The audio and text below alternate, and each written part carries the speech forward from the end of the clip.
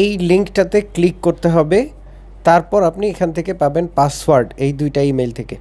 তারপর আপনি লিঙ্কে ক্লিক করলে এই ওয়েবসাইটে চলে আসবেন। সেখান থেকে আপনি সরাসরি এক্সাম সার্চে ICBSE লিখবেন, যেমনটা আমি করেছি এক্সাম টেকার্স দিয়ে।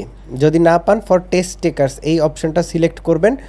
এই অপশান সিলেক্ট করার পর আপনার কাছে এরকম একটা সার্চ বার আসবে। অফকোর্স এখানে দিবেন no thanks, not a problem at all. এখানে আপনি লিখবেন ICBSE,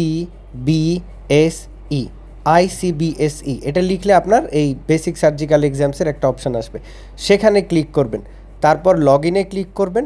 লগ ইনে ক্লিক করে আপনার ওই মেইলে যে ইউজার নেম আর পাসওয়ার্ডটা দেয়া ছিল সেই ইউজার নেম এবং পাসওয়ার্ডটা এখানে এন্টার করতে হবে। প্রাইভেসি রক্ষার্থে আমরা ওইটা ঢেকে দিয়েছি, যাই হোক। তো ইউজার নেম আর পাসওয়ার্ডটা দেওয়ার পর আপনার লগ ইন হয়ে যাবে। সেখান থেকে আপনি এই সবগুলো অবশ্যই টিক দিতে হবে। আপনি ভালো মতো খেয়াল করে সবগুলো টিক দিবেন। সবগুলো টিক দিয়ে তারপর আপনি প্রসিড করবেন। এবং অ্যাগ্রি দিলে প্রসিড অপশন চলে আসবে। সেখানে আপনি নতুন পাসওয়ার্ড টাইপ করবেন এবং নতুন পাসওয়ার্ড কনফার্ম করবেন। এবং অবশ্যই মনে রাখবেন যে ইনস্ট্রাকশন দেওয়া আছে অবশ্যই একটা ক্যাপিটাল লেটার থাকতে হবে, স্মল লেটার থাকতে হবে, সংখ্যা থাকতে হবে এবং আপনার যেগুলো সিম্বল সেখান থেকে একটা থাকতে হবে, তাহলে ওরা পাসওয়ার্ডটা নেবে। নইলে আমার যেরকম 4বার 5বার করে দেয়া লেগেছিল। যাই হোক, তাহলে আপনার এই পাসওয়ার্ডটা ওরা নিয়ে নেবে, তখন নতুন পাসওয়ার্ড হবে। এই নতুন পাসওয়ার্ড দেওয়ার পর ওরা আপনাকে সিকিউরিটি কোয়েশ্চেন্স জিজ্ঞেস করবে কিছু।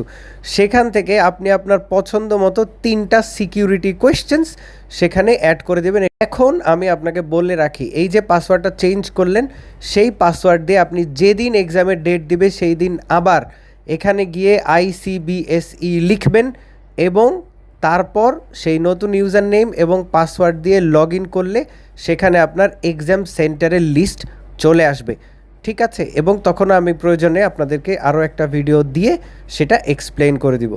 ঠিক আছে, ভালো থাকবেন, ধন্যবাদ।